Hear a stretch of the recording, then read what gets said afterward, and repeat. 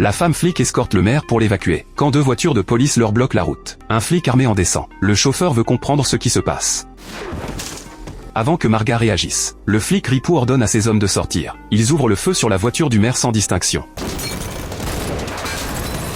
Le collègue à l'avant veut descendre se rendre. Il se fait abattre direct. Après avoir achevé tous les corps, les ripoux se barrent tranquilles. Sauf qu'ils n'avaient pas prévu que Marga, planquée sous le corps du maire, allait ramper hors de la voiture. En fait, le maire détenait une liste de narcos. C'est pour ça qu'ils l'ont buté. Heureusement, Marga s'en est sortie de justesse. En voyant ses coéquipiers tous morts dans la voiture, elle prend le téléphone du maire et se traîne dehors avec son corps en miettes. C'est là qu'elle découvre qu'une balle lui a touché le ventre. Elle essaie d'appeler les secours, mais en pleine montagne il y a zéro signal. Au moment de traiter sa blessure, une voiture de police approche doucement. Marga se glisse sous la voiture en panique, sans savoir si c'est des alliés ou des ennemis. Et comme elle le craignait, c'est les complices des ripoux. En voyant qu'il manque un cadavre, ils se mettent à fouiller partout. Marga est coincée sous la voiture sans bouger, terrifiée à l'idée d'être repérée. Un des ripoux se penche pour vérifier sous la voiture. Marga lui fait signe de pas faire de bruit, mais le mec se relève et gueule vers ses collègues. Marga appuie sur la détente et lui touche le pied. Comme personne sait d'où vient le tir, les autres se planquent direct derrière les voitures. Marga en profite pour sauter la barrière et foncer dans la forêt. Les ripoux arrosent la colline de balles, mais elle est déjà loin. On pourrait croire qu'elle s'en est sortie, sauf qu'elle dévale la pente sans le faire exprès.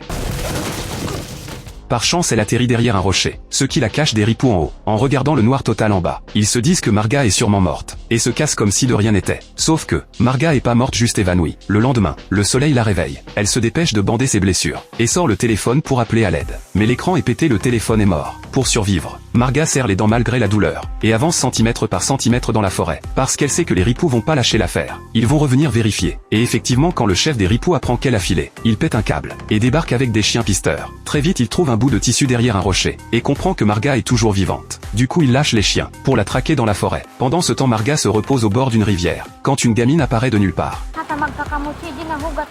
C'est sûrement une habitante du coin. Marga lui demande comment sortir de la forêt, mais la gamine lui plaque la main sur la bouche, parce qu'elle a grandi ici toute sa vie, et elle perçoit le moindre bruit autour. Elle a entendu un animal pas loin. Marga dégaine son arme. Un ripou surgit d'un coup. Elle tire direct.